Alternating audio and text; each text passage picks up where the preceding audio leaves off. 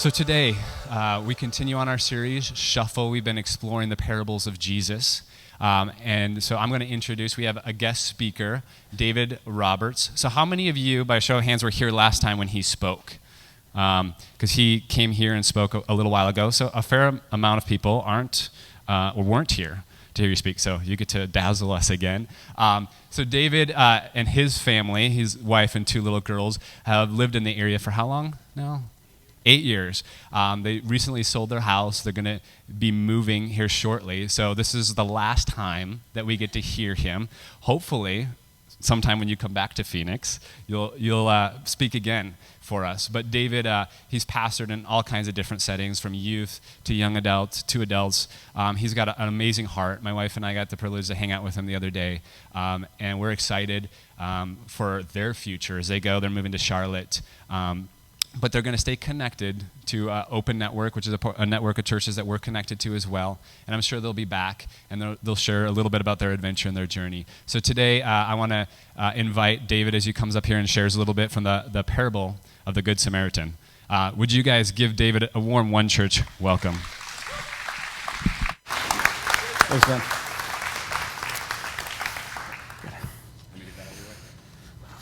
All right.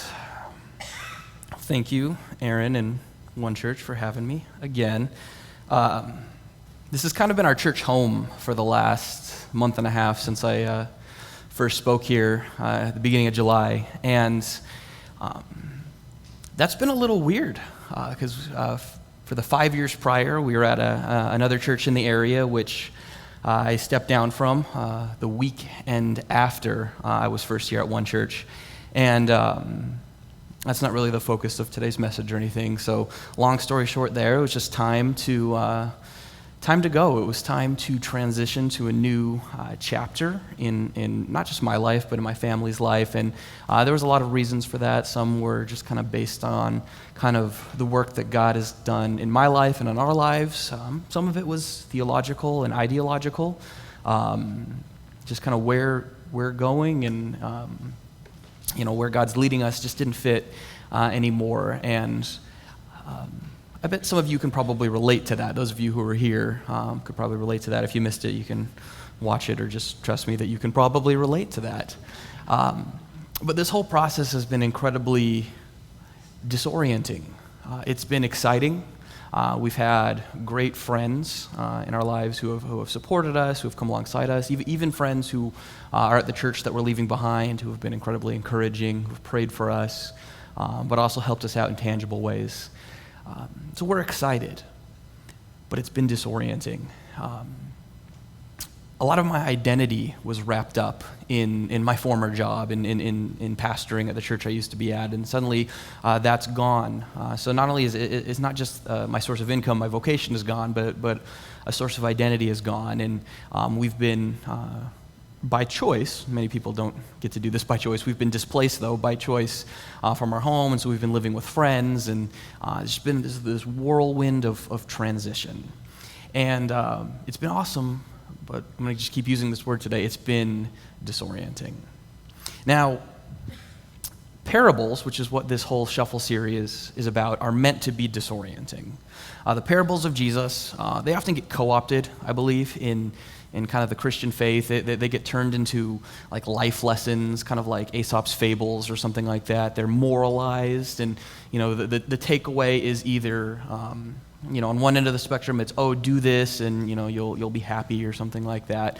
Or on the other end of the spectrum, they're turned into, as much of the Christian faith is, fire insurance, how you get to heaven. Last week, Aaron did an awesome job talking about the parable of the rich man and Lazarus, and I believe he rightly kind of pointed out at the beginning that this is less a story about kind of the topography of heaven and hell and how to avoid it and stuff like that, which is what people often focus on, but rather it's a story about the marginalized and the other and our response to them. And so the cool thing about parables is because they disorient us, they often lead to kind of shifts in our thinking.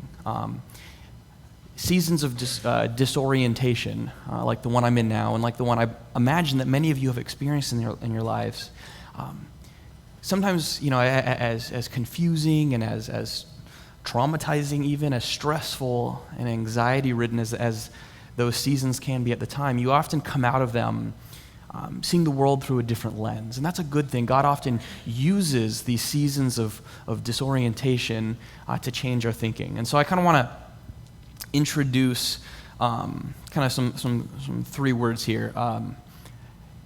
Pre-reflective, reflective, and post-reflective. And these might be scientific, I have no idea. I'm not using them in a scientific way. I'm kind of just using these terms. But these are three kind of states of beings that I think we often find ourselves in.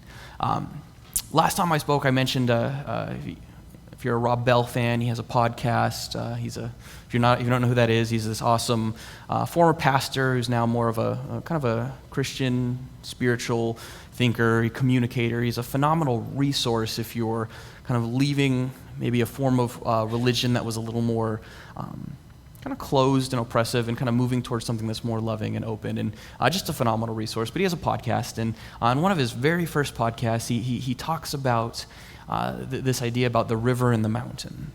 And this is super tied into this whole pre-reflective, reflective, post-reflective thing I'm talking about. And the way this goes is, I don't know where he got this. He doesn't even know where he got this. But it's the idea of you go through life and there's the river and there's the mountain. And the river is the river and the mountain is the mountain. And then one day, the river is no longer the river and the mountain is no longer the mountain. And then after a bit of time, the river is the river again and the mountain is the mountain again. And, okay, what does that mean? Well, what it means is we go through life and we start out and everything kind of makes sense, or at least we've got things figured out. We have our labels, we have our categories. We've organized the world into a way that makes sense to us. These are the good guys, these are the bad guys. This is the in group, this is the out group. A lot of this thinking is similar. Aaron a couple weeks ago talked about centered set and bounded set, and this bounded set is the idea that there's an in group and an out group, and we kind of naturally think this way. And so we go through life, and the river is the river, the mountain is the mountain. We have our categories. But then something happens. We become disoriented. And all of a sudden, the river is no longer the river and the mountain is no longer the mountain. Our categories are completely overturned and we're disoriented. There's been a rupture, an interruption, a disruption. Notice the word rupture is present in all of those. And all of a sudden, our old categories, they don't fit anymore. And then after some time, the dust settles and we develop new categories, and we're seeing the world through a different lens. Those kind of three stages is pre-reflective, reflective, and post-reflective. Now we're going to be looking at another parable today that I think illustrates this really well. Like Aaron mentioned, we're going to be looking at the parable of the Good Samaritan, and it's probably a close competition between this and the prodigal son as to which is the most well-known parable in the Bible. To recap a little bit, the parables they're these stories of Jesus. These they're fictionally made them up, although he's in many of them he's drawing from symbols and even some myths and legends and some stories that would have been common to the people at the time. But they're stories that are meant to illustrate something. Like I said before, they are meant to disrupt us. The parable of the Good Samaritan is found in Luke chapter 10. Verse 25. We're going to dive in there in a second, but Aaron also mentioned this last week. The parable of the rich man and Lazarus, which he went through last week, is in the book of Luke, just like this one. And the book of Luke is unique among the Gospels. There's 4 Gospels. There's the first 3, Matthew, Mark, and Luke, are the synoptic Gospels, and they're more or less telling the exact same story. The book of John goes in kind of a different direction, same story, kind of a different angle.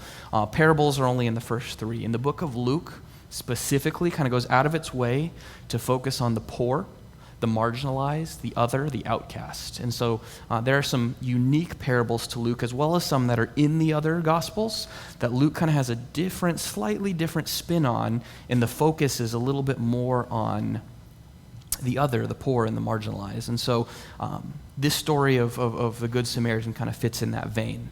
Like I said, it's in Luke chapter 10. This is a parallel with this one with Matthew 22, which is a pretty famous passage. In Matthew 22, Jesus talks. He's asked, "What is the greatest commandment?" And many of you have probably heard this. He says, "Love the Lord your God and love your neighbor as yourself." The greatest commandment, and then love your neighbor is right up there. This is pretty much Luke's version of that same story, but it's kind of got a different twist to it. And so let's dive right in. We're going to be in Luke chapter 10, starting in verse 25. And I'm just going to kind of read through this, and I'll pause a couple times to talk about a couple things. So Luke chapter 10, verse 25 says, "On one occasion, an expert in the law stood up to test Jesus. 'Teacher,' he asked, 'what must I do to inherit eternal life?'" I just pause right there. We hear eternal life, and in our mind goes straight towards that whole, where you're going when you die, kind of the fire insurance here. Maybe a better translation of that would be abundant life or life of the ages. And so it's not that Jesus and the Christian faith is never concerned with eternity and things like that, but oftentimes we kind of set up this either or. It's like it's either this life or it's the next life. And so often Jesus was speaking in a time when they didn't really have time to consider what's happening in the next life, because this life has enough hells in and of itself. And so Jesus is speaking in a time actually that is not unlike our own time. I mean, when Aaron was praying earlier, he talked about Syria, and many of you have probably seen some of the pictures. It's kind of gone viral now of the little boy who's disoriented because there's just been this huge airstrike around him. He's just sitting there, ashes all over his face, and he's just kind of sitting there. Maybe a little bit less exposure, but some of you may have seen some of the scenes from Louisiana, another thing Aaron mentioned, and just the devastation that they're experiencing. We're also in the middle of a very contentious election year. There's turmoil in other parts of the country. There's turmoil in our own country, a lot of racial tension, something that Ryan talked about a couple weeks ago. And so our time that we're living in is not too dissimilar, actually, from theirs. The languages are different, the customs are different, but just like many of us are experiencing today, the people in Jesus' time were very much at the end of their bandwidth. They were very disoriented. And so when this guy's coming here, he's not necessarily, in fact, he's probably not saying, Jesus, how do I get to heaven? He's saying, Jesus, the world is chaos. How do I live the best? How do I experience God's best in this life now? And so Jesus responds, "What is written in the law? How do you read it?" The man answered, "Love the Lord your God with all your heart, with all your soul, with all your strength, and with all your," I'm going to guess it's mind, there it is, "and love your neighbor as yourself." So in this instance, the expert in the law is the one answering the question, not Jesus. Jesus says, "You have answered correctly. Do this and you will live." But he wanted to justify himself. And so he asked Jesus, "And who is my neighbor?"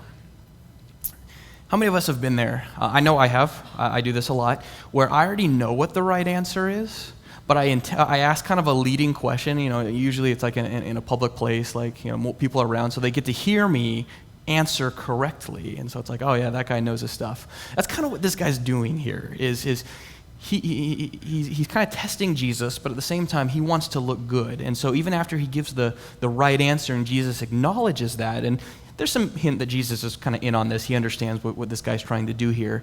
But he kind of says, all right, so who is my neighbor? Let's compare lists. Basically, he wants to see that his idea of who is in and who is out is the same as Jesus is. And so Jesus responds by telling him a story, which might have been frustrating. Have you ever been in a situation where you kind of want to get a straight answer from someone, and older people do this a lot? Like, hey, Grandpa, tell me about the political climate when you were growing up. And he's like, well, let me tell you this story. And you're like, we're gonna be here for 3 hours.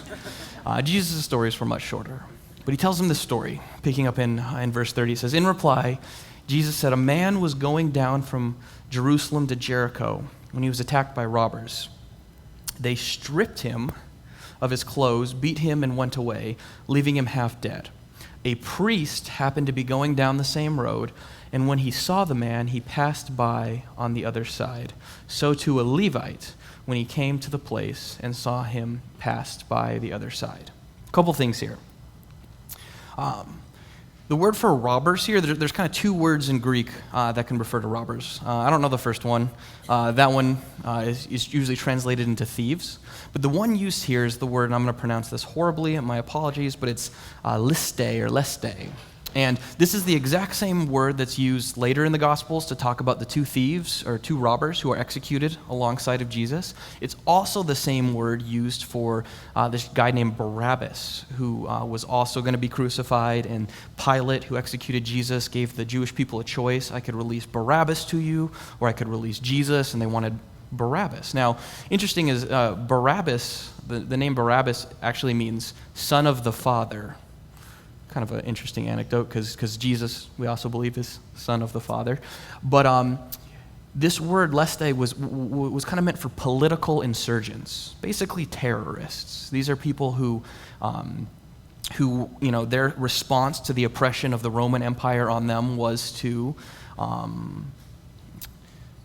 attack Roman officials and also anyone else who might have been sympathetic to the Roman official. So it's not explicit, but there is some suggestion here that this Jewish man who was attacked by these robbers was maybe in some way in cahoots with the Roman Empire. Maybe he was a tax collector, a Jewish person who was taxing his own people to benefit the empire.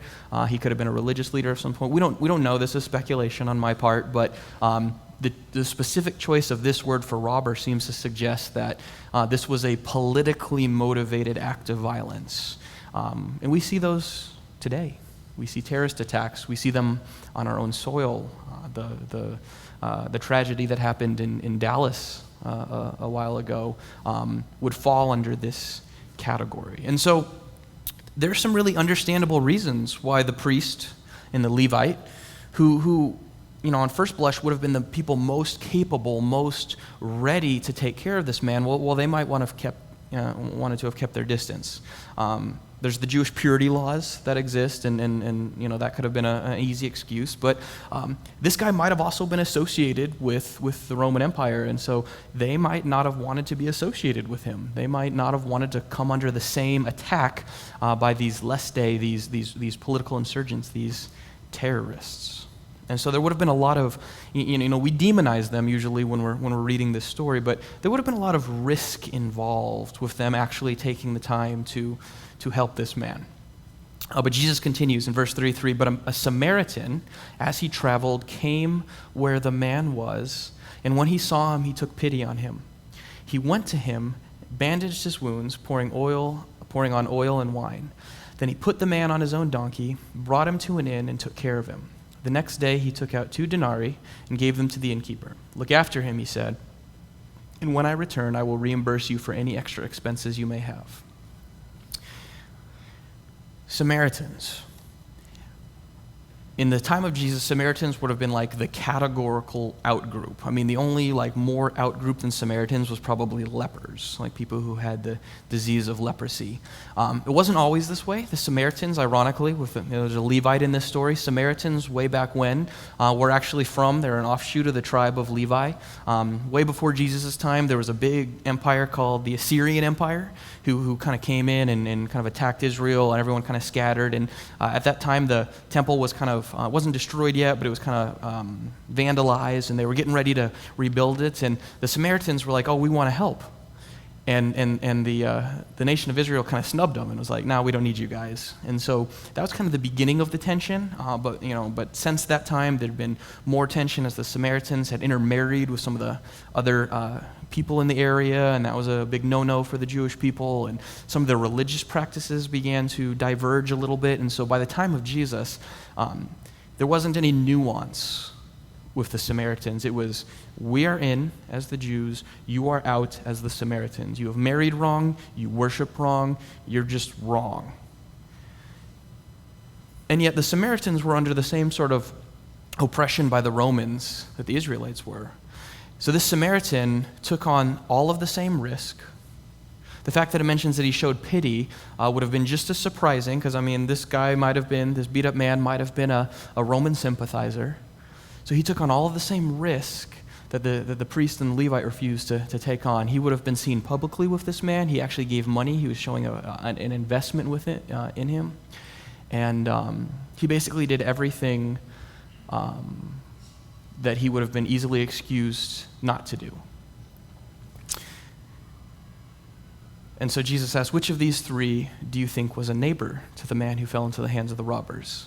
The expert in the law replied, the one who had mercy on him. So Jesus told him, "Go and do likewise." So this is an example of expectations being ruptured. How many of you guys have seen, you can raise your hand, you could just ignore me, but seen the movie Zootopia? Love Zootopia. And one of the best things about, Zootopia's been praised as it's a well-scripted, cute, funny movie, but it's been praised because of how well it gets at the issue of systemic injustice. But one of my favorite things about Zootopia is it refuses to allow us to group real-life categories into the different character groups. As soon as you want to say, like, okay, this group of animals represents the white people and this one represents the black people, or this one is the poor people, this one is the rich people, or this one is this, as soon as you try to categorize people, it ruptures that and it disorients you again. And so part of the reason it does a great job, I think, of doing this is because it doesn't allow you to continue to perpetuate the us versus them, in-group, out-group mentality. This parable works exactly the same way. It's not, the Samaritan is the good guy, but in the Jewish minds, he would have been the bad guy, and you want to feel bad for the man who was beat up, but then he might have been a Roman sympathizer, and then it looks like the priest and the Levite are bad guys, but their position is actually pretty sympathetic because they were at a lot of danger themselves. And so, like many parables of Jesus, this one resists our attempts to group people into comfortable categories, familiar labels, and to, Aaron talked about seeing ourselves in the story. It resists our attempts to see ourselves as the heroes of the story. And so many parables do that. Because that's our temptation. We create these narratives. We create these narratives and we want to see ourselves as the protagonist, as the hero, as the victor, and we want to designate an other. It might be an individual, it might be a group of people, but we want to designate this other as the antagonist, the wrong ones, the out group. And the beautiful thing about parables is how much that they resist our attempts to do that. Now, the tragic thing about all this is this thing that comes so naturally to us, this desire to group people, to divide people, to kind of create these dualistic or binary categories, is we often justify it based on our view of God. Our theology is what allows us to do this. And that's the cool thing about Jesus is if Jesus is God, if he is the image of the invisible God, as Colossians and Hebrews says, if he is God revealed to us, then this is God himself correcting us and saying, no. Your categories about who I am that you're using to justify your division, your oppression, your separating, I need to correct those. Those are projections. You are projecting yourself onto my image. Let me actually disrupt that with my actual image. In kind of technical terms, this is called apocalyptic theology.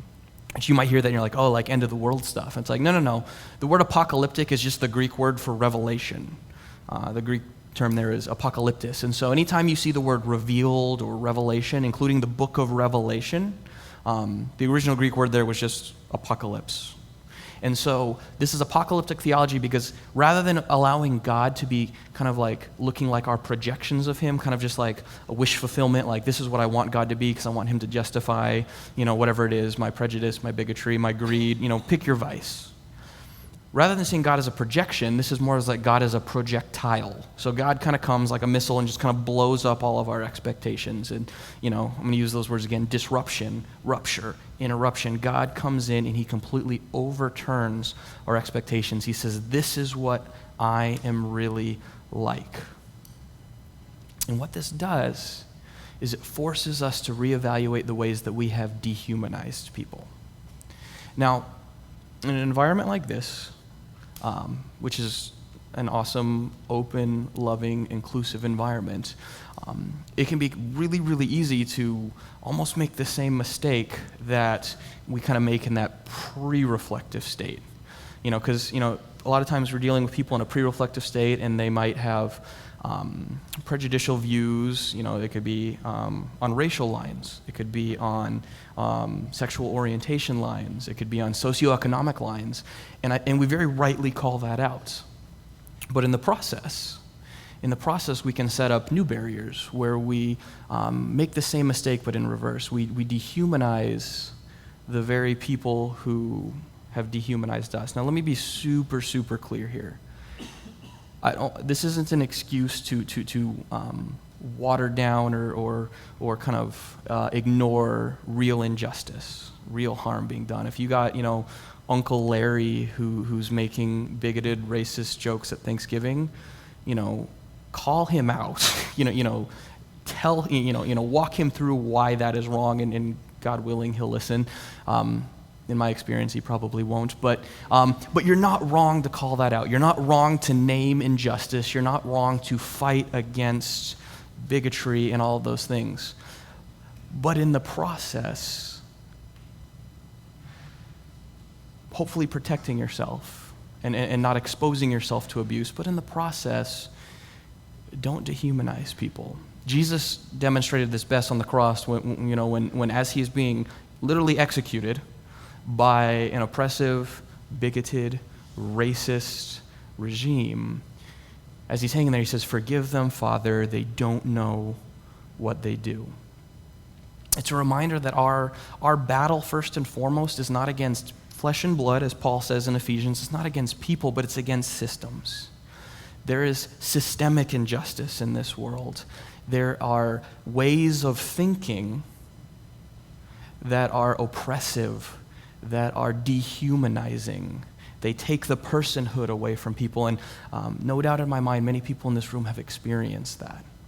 And what Jesus is warning against, what I'm warning against here is, don't flip the script. We can stand firmly against injustice. We can be open, we can be inclusive, we can be loving, and we can do that in a way that is bold, but at the same time does not dehumanize people.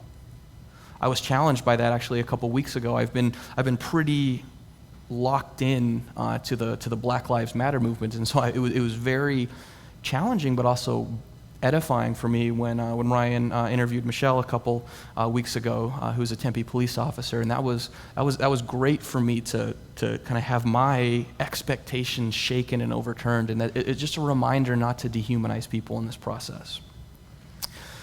Everything that I'm talking about here, this desire for us to kind of separate the ins and the outs, and the good and the bad, and the right and the wrong, and in the process dehumanize people, there's a word for this.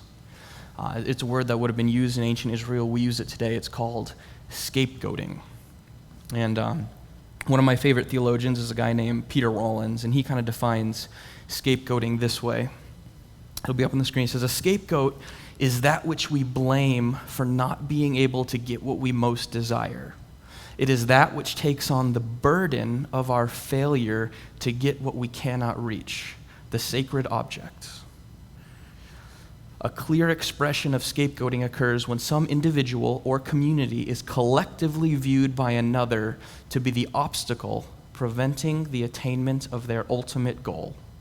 Something one clearly witnesses in the way the figure of the Jew operates in fascist or Nazi ideology. In this ideology, the Jew is seen to disrupt the society's organic unity, tribal harmony, and collective identity." Now, in our time, we can replace the word Jew with African American, LGBTQ person. We could also replace it with police officer, fundamentalist Christian. Fill in the blank with the group that you most readily most readily vilify, demonize. Because basically, what's happening here is we're frustrated by the way the world looks.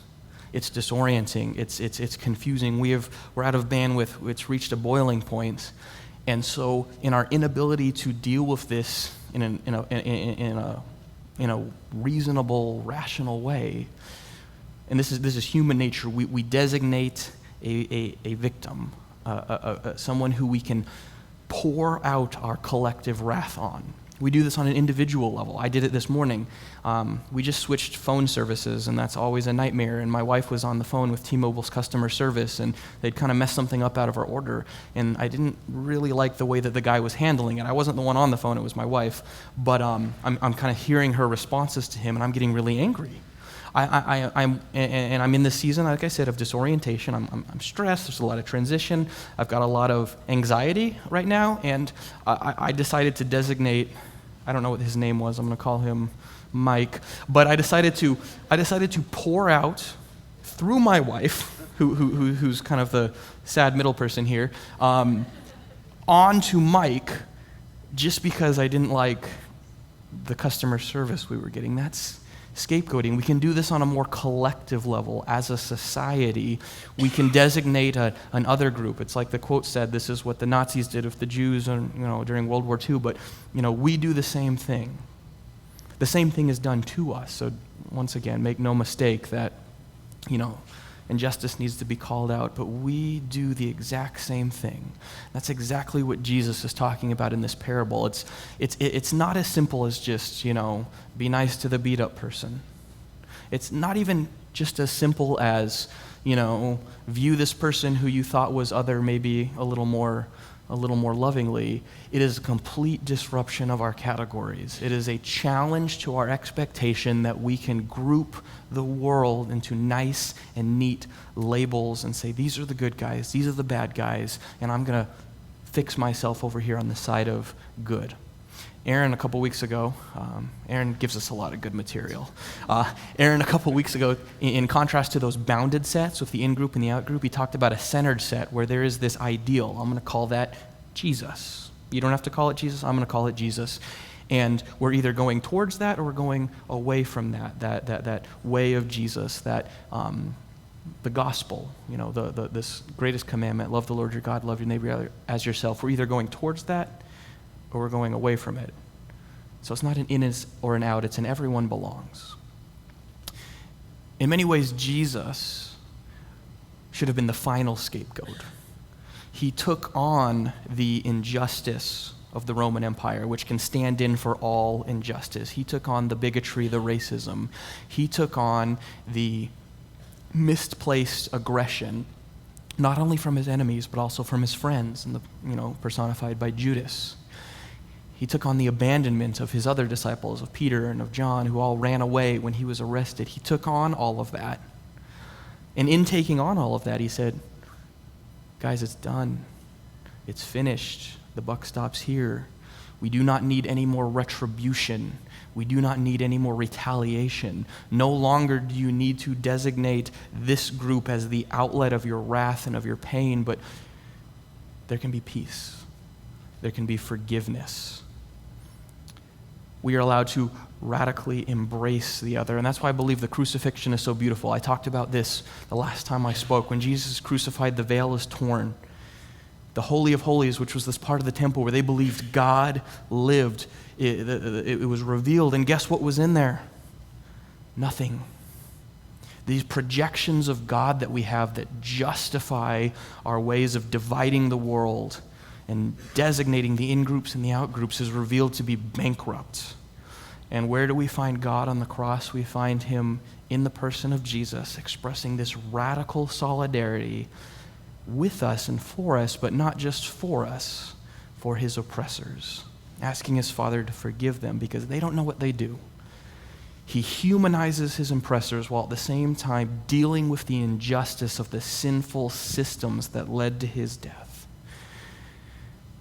So the takeaway for us, the challenge, what I want to leave you guys with, is just a simple reminder that our battle is not against people. In war, you shoot the enemies.